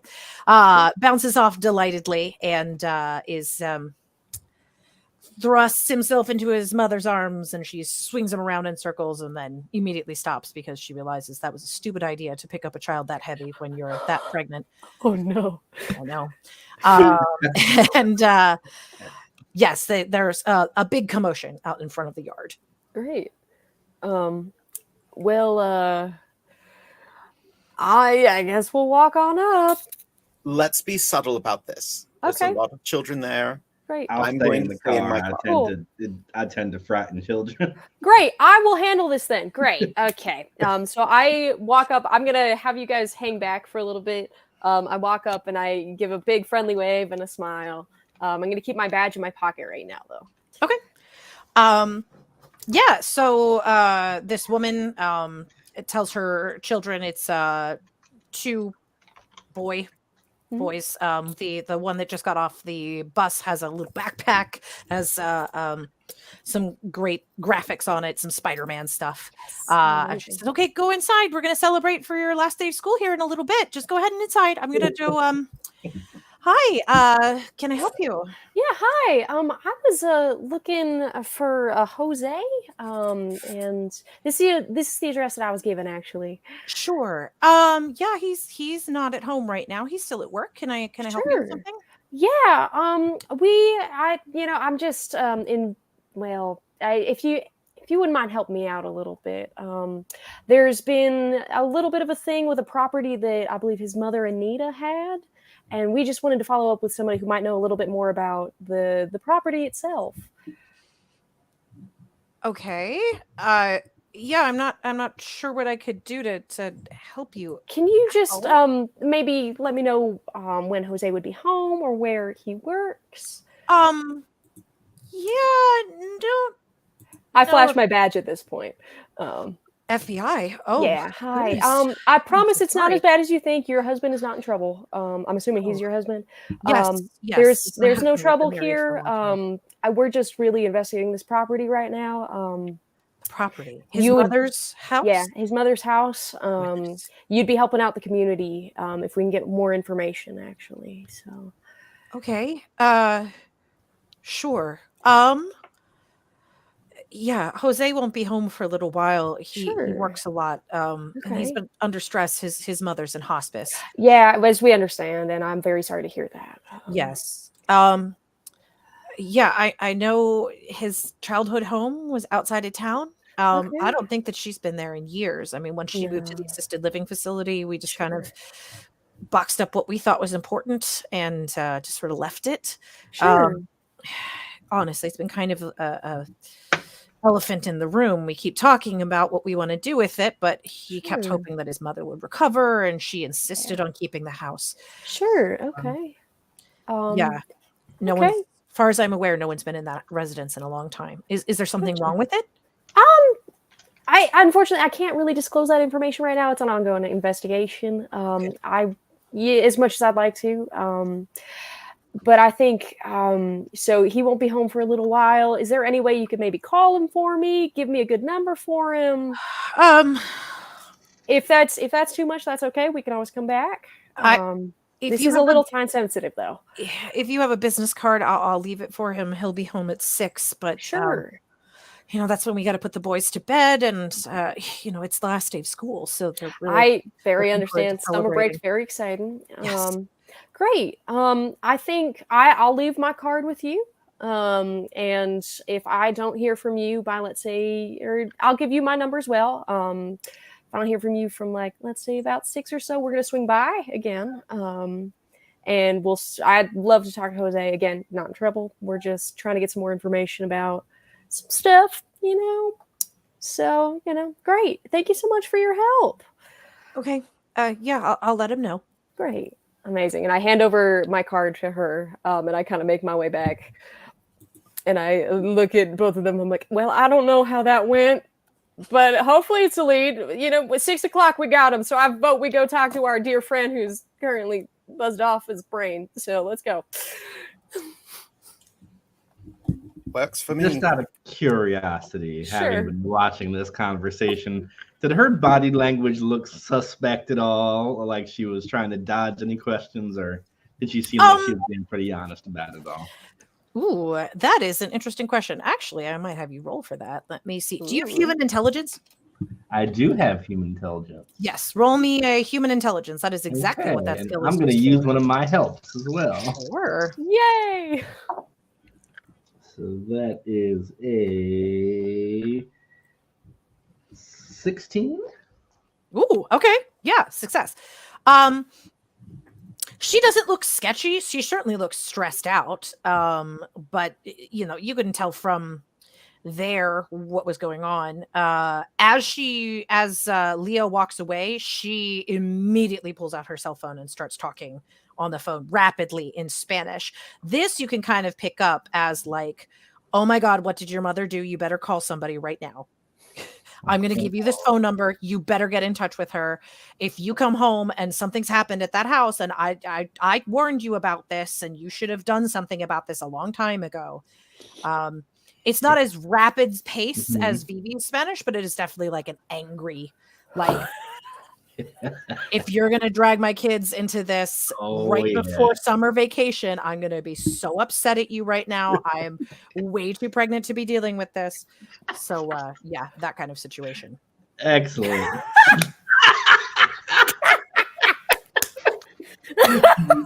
The chocolate. Chocolate coming for him. In trouble. Woo! Yes. Yep. Yeah. So I will just end that. I think that was quite helpful. She seems to be quite willing to make sure he gets in touch with us. Good. I love that. So, And true to form, in about 15 minutes, you get a call from an unknown number. Leah Anderson. Hi, Miss Anderson. I believe you just spoke to my wife. I am Sure did, Jose Colon. Yeah. Good to know. All right. Oh, Good. sorry. I'm I'm still at work. I've got a lot of paperwork to do, but I can certainly spare a couple of minutes for the FBI. Right. Yeah. What can I help you with? Again, I do just want to stress, like I told your wife, you are not in trouble. So I do just want to let you know, there is a bit of a thing going on with a property that I believe your mother owns. And we have the address for that, right? Yes. And I'm gonna 2300 Ascension Drive. Yeah. So for the property at 2300 Ascension Drive, and I was just wondering if I could get a little bit more history on the property. Oh, If you know anything going on with it currently, any folks who might have been in there or allowed access, anything like that would be really helpful to me and helpful to all the community here as well. Sure. Yeah. We haven't been there in years. We shut it up a while ago, but when I was talking to my mom, she just never wanted to get rid of it. You understand, that was where we grew up when we were kids, and she just, even when we put her in the home, she really just didn't want to get rid of the property. But yeah, I don't think we've been there since, God, it's 2023. What would that have been? Before the pandemic, 2018, 2017, something like that, when she started to go downhill, when the breast cancer occurred. And I'm very sorry to hear that. So you haven't been back in the property in a couple of years then, I say quite loudly to my compatriots. Okay, is there anyone else who has access to the house? Any keys that would be out there? I mean, clearly you haven't been back. Has anyone else been checking on it? Not that I'm aware of. Right. We kept a couple of things there because my mother insisted, but it's all just old stuff, plates and bowls. Most of the really important family heirlooms we've already got in the house. A lot of our old photos and stuff we pretty much have. I don't think that there's much left in there. So we just, I've really been trying not to think about it for a while, and my wife's very upset at me that I have not actually dealt with this. I know that it should be a priority, and I'm sorry if something happened there that I wasn't aware of. Life happens. I get it. I'm gonna. Can you just give me a quick second, and I'll be right back to you. Okay. Sure. I'm gonna mute the phone real quick. Is there anything else we want to ask him? Because he's not giving me too much right now, other than the fact that they haven't been back in years. So, and no, he doesn't know of anybody else who'd have access. Let So him know that there was a radiation leak around the Right. house. We're not quite sure what happened, but it looks like the house is set to be demolished. okay, great, Ooh. good to know. Anything else before I go back? No, I think that should be sufficient. Great. All right, Jose. Hey, so I did get. I do just want to let you know that one of the issues with the property right now is that there was a radiation leak around there. Oh, So this radiation. property Goodness. Oh no. is unfortunately set to be demolished. Oh. So, and I mean, because of the radiation, unfortunately, I hope you have everything you need because I can't be letting you go and get anything from it. God. So, Yeah, I mean, honestly, we were talking about demolishing the property anyway. I just don't Right. know. Oh God, radiation. Oh, that's yeah. I mean, listen, it's going to be on the handled. land. So don't worry about it. That's our job to worry about. You work, worry about your family, all that kind of stuff. We got that from here. But if there's anything else you might know or someone else might know about the property that would help us lead, in a source of the potential radiation or anything like that, and it's totally okay if you don't. I mean, no, I don't know where radiation would be coming from. Sure. We grew up at that house in the 70s and 80s. It was really Okay. tiny, but my parents Right. didn't make a lot of money. It was just a little farmhouse. As things got along, as I'm sure you're aware, Yeah. the drug cartels started to move in, and that's just such a remote property. I just wanted to get my mother out of there when we could. So That is when really we finally fair. moved. Yeah. When we finally moved into El Paso, I just wanted to stop thinking about it. I never thought the house was going to be worth anything anyway. That thing was barely held together with glue. Yeah. All right. Well, And that is- okay. I appreciate the information you've given me so far. If I do have any other updates for you, I will be sure to let you know. And before I hang up the phone, I would also like to do a human intelligence roll just to see if he's given me any vocal triggers that he may be I don't know things. I don't really think he Now held together with corpses. Corpse glue. And that is a 27 for human intelligence, which I pass, I believe. Okay. Yes. Yeah, he's super nervous, but other than that, it's just he's like a family, a property that probably wasn't worth much. I mean, it's out in the middle of the desert in El Paso. There's not a whole lot of value to that property to begin with. Yeah. And clearly he was putting this off until his mother died, and he'd just have to deal with it because he's got 2 kids and 1 on the way. And now, he's just, you don't get the impression that he's nervous because he's secretly dealing illicit drugs. You get the impression that he's nervous because his wife is going to kill him about something that she should have had him deal with a long time ago. Great. That's so valid. Awesome. Well, Jose, thank you so very much. Again, I'll be in touch if anything changes, any other things that I can disclose.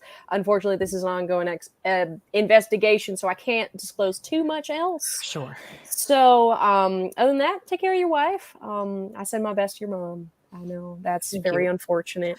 Yeah, but I guess I'll start looking at the lawyers and everything. But obviously, this is going to be such a nightmare trying to figure out how to deal with all of this. Oh, okay. I'll call you, I guess, if anything comes to mind. But great. Yeah. Give me a little bit of time before you start talking to lawyers, just because it is a pending investigation. You can give me a week or so before you do that. It'd be great. Other than that, I will be in touch. Thank you very much. Okay. Great. And then I hang up. Yay. And I turn to everybody else. Well, I think I bought us a week in case something goes wrong and I wasn't supposed to say something about the radiation. But you know what? It's fine. I think that was a wonderful thing. Give me one moment, and I'm going to get out of the car and walk over to the lawn. Is the wife still out there? No, she's gone inside at this point. Okay. I'm going to knock on the door. Okay. You come to the door and she opens it. She has a screen door.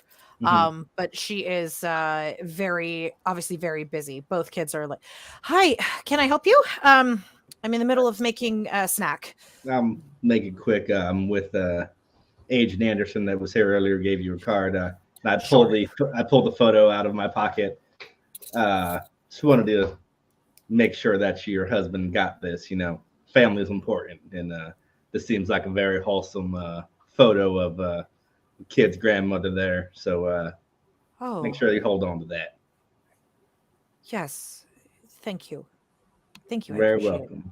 You have a nice day, ma'am, and tell your boy congratulations on getting through school. Oh, that's very sweet. Thank you. And immediately she grabs the photo, and then there's a crash behind her. And she's like, Jeremy, if you mess with anything back there, and she's like, shuts the door. Great. I'm gonna walk back to the car and just get back in, like, all right, now we can go. All right, great. Cool. Very sweet of you.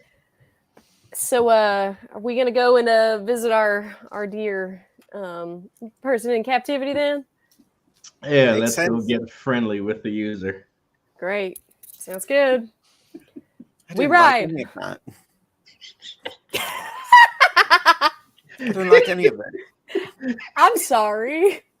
Oh God. Listen, we're doing our best here. Yeah, you guys are welcome to head to the location. This is the main FBI office in El Paso.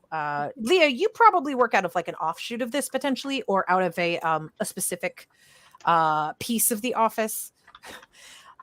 I only know this knowledge based in like the office in Portland, but I think that there's like a main office in Portland, and then there's like a bunch of floors to it, and they all deal with different things. So there's a floor that's dealing with domestic terrorism. There's a floor that's dealing with just stuff to do with Native American reservations and relationships with that, stuff like that. There's a violent crimes unit. It's like a police office, but it's multiple floors. You arrive, and the secretary on the ground floor shows you to or tells you to go up to floor 3. That is where the Leo, you may recognize this. You've probably been in here at least once. That's where the drug unit is. They are mostly dealing with drug trafficking, human trafficking, all that kind of fun stuff, and some overlap here and there depending on where everybody is. Great. Cool. I'll roll up. Handler Zeitlin comes out to see you, now very much in his official capacity as the FBI investigator that he is. I have been told that the FBI people don't have to wear suits unless they are in the court. So he shows up as a very large man in jeans and a Henley shirt. He has a really interesting tattoo on his arm that's in Russian. Other than that, he's a big guy, and Great. You've met him before. Greetings, friends. So nice of you to join us, SSA Leah. I appreciate you coming in. Yeah. Dr. Winters, Coyote Jones, wonderful to see you as well. Come step into my office for a moment. I'd like to Sure. speak with you. Yeah. All right. I do. And I close the door. Yay. Thank you all so much for coming. Yeah, Coyote, we're working on the disposal of the house. It is still in progress at the moment. I am at liberty to tell you that you did not find everything that was in the house, and we have been making sure that it burns at a high enough vector that no one can determine how many bodies there actually were. The potential was over 20. So they were in the floorboards too? Oh, pretty much every wall is what we can all right. determine. Okay. And a couple behind the bathroom heater, apparently. Well, that's that gross. was a heck of a Okay. mess. I'm sorry about that. Yeah. Is it safe to say that they were all the relatively same person? It is probably safe to assume that. I didn't look, and I told no one else to look either. So That's fair. just Yeah, that's fair. wrapping up issues. A lot of us have dealt with Sinaloa before, so we know what these safe houses can sometimes look like. Wasn't exactly expecting it to look like this, but here we are. Yeah, what can I tell you about our friend. He pulls out a big file folder and hands it over to you, Leah, specifically, because you'll probably recognize some of this. Yeah. User friendly is actually a white guy. His name is Fred Jones. He is a local to the area, former Army vet, and he started getting into drugs, a couple of years ago, seems like. He has a rap sheet that's pretty intense. Seemingly after he got back from his service in the Army, potentially dealing with border control issues, he went down a dark path. And at least seemingly there are arrests here for cocaine possession, intent to distribute, a lot of minor stuff, and then it gets into some sex work violations, then it gets into some harder substances, and then the most recent arrest, which is from this afternoon, is for this it's listed as unknown substance. Right. Anderson, we believe that this is this individual is probably taking and also in possession of, he likes to call it Contravita. We've been calling it Echo. I have been told by preliminary lab results that it somewhat resembles the designer drug. It's called Reverb, I think. It was popular back in the 90s. Yeah. A lot of hallucinations, a lot of intense information comes out of these people. There was a major case that happened in the Pacific Northwest back in Oregon, I think it was, where there was someone who was investigated who had used Reverb almost exclusively. He was a serial killer. All right. Killer, something like that. All right. That's the biggest case that was associated with this. Other than that, there doesn't seem to be much. This is all still relatively new. All right. User Friendly has mostly been working prior to this with Sinaloa. And last I had heard, he was still working with them. But the fact that he's possessing this drug leads me to believe that either Sinaloa is now distributing this, or that he's now maybe switching teams. I'm not quite sure. Okay. I don't know where that's going to lead. Okay. You get 10 minutes. I can give you 10 minutes exactly. Great. Okay. Well, where'd you pick him up? First off. Street corner in El Paso. Right. Okay. He was clearly about to distribute to some teenagers. Okay. We stopped him in a regular drug stop. When we found this substance on him, we immediately picked him up. This is a lot more dangerous than he usually carries. He's been known to carry heroin. He's been known to carry some other substances. We've used him as an informant on a couple of occasions. He's been one of our better informants, honestly. This is very different. He's normally not like this. I mean, even I've seen him tweet out on heroin. He doesn't normally get this philosophical. Oh, good. All right. Well, I turn to my compatriots. Either of you have a preference on wanting to interrogate, or should we all go in?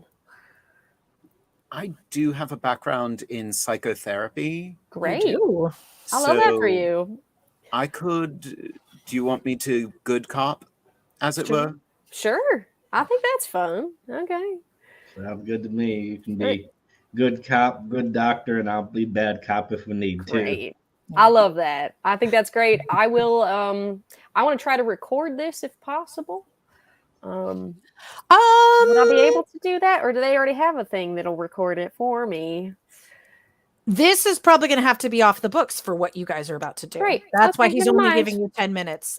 This is going to be, he's going to escort you into this room and turn off all the cameras, and then we'll see what happens. Great. Okay. Never mind then. I will make a lot of mental notes, and it's going to be great. So cool. I'm ready when y'all are, I guess. Do we need to know any other information about him? Like anything he really cares about we can kind of get at, or, is that just all in his file? Yeah, you could look at stuff really quickly. Great. It's an extensive rap sheet. Other than the substance use, and clearly he is escalating. Okay. He's never been involved in violent crime specifically. He's mostly Okay. just possession, trafficking, Okay. trafficking himself. Yeah. What is his client base? It seems mostly to be 20 somethings, 17 to 20s, usually a lot of vagrants, people that are homeless, people that are in at-risk situations to begin with. He seems to be a favored person among the sex work clientele throughout the El Paso area. Blah. Okay. All right. Cool. Do you want to save the rest of this for next week?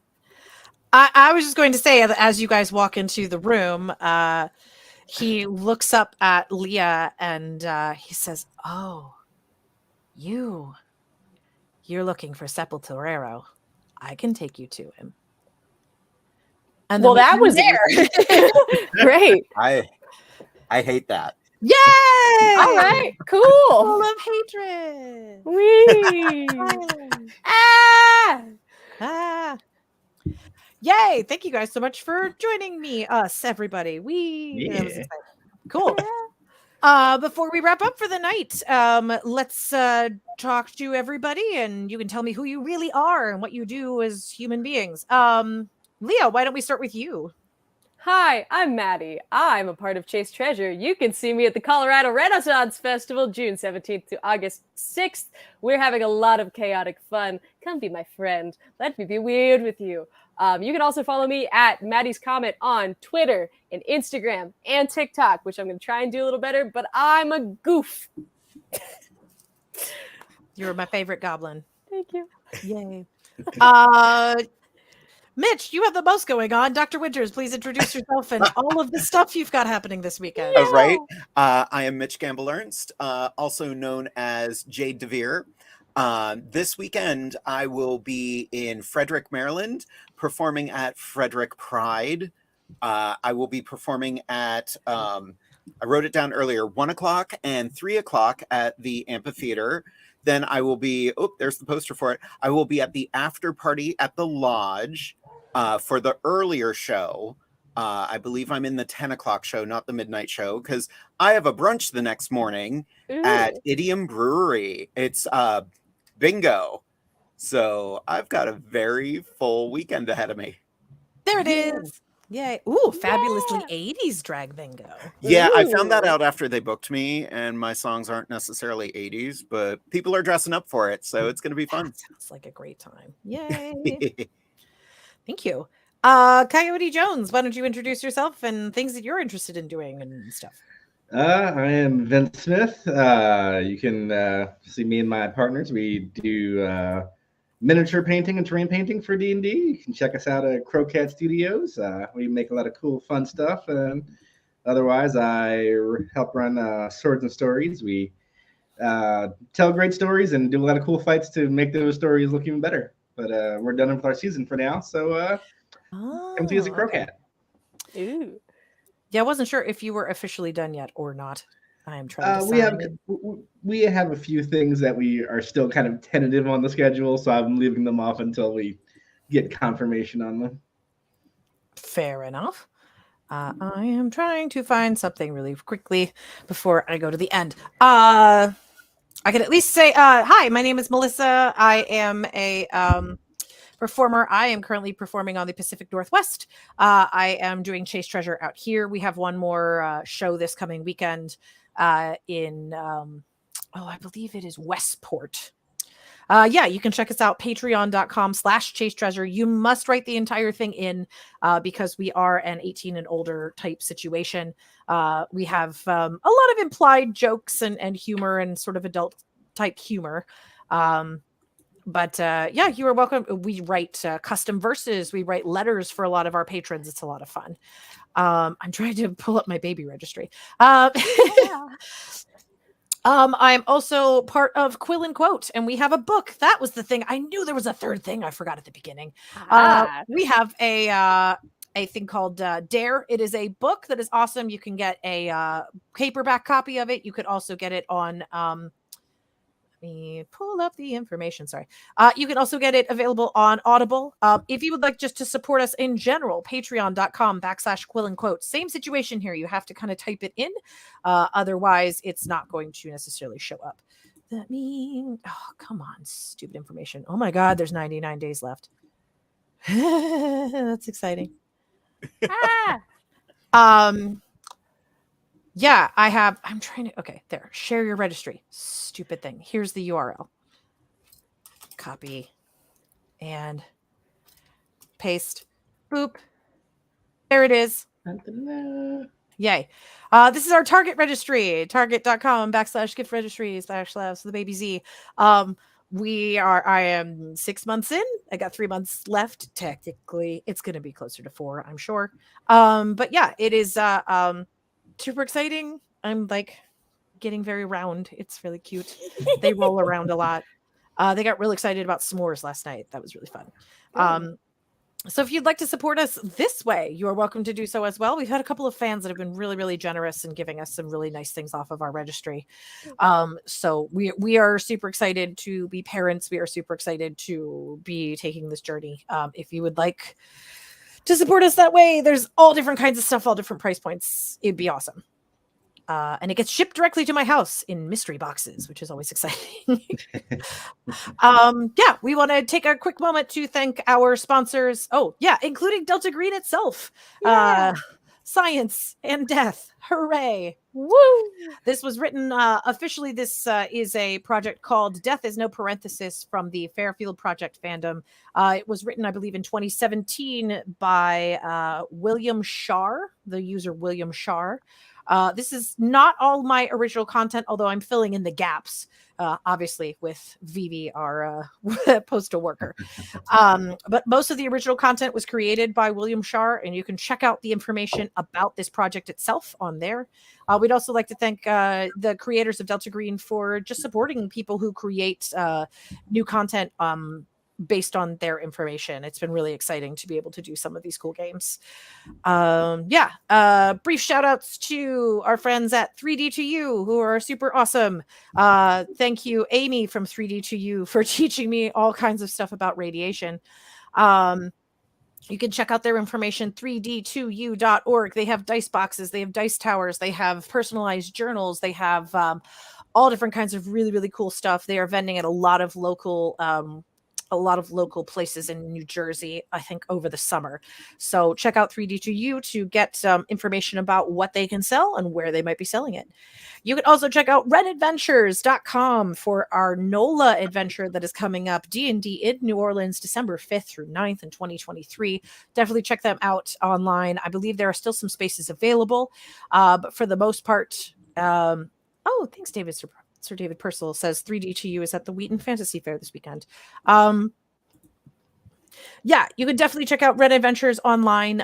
They have some other really cool opportunities coming up, but highly recommend the D&D in New Orleans, which features the Gloom Master, who has been working in the background this entire time. Thank you all so much for joining us. We will have at least one more adventure next week. We'll see if it bleeds into a fourth, but hopefully we'll be able to wrap up a lot of these vectors soon. So until then, stay strange. Have a wonderful night. Bye.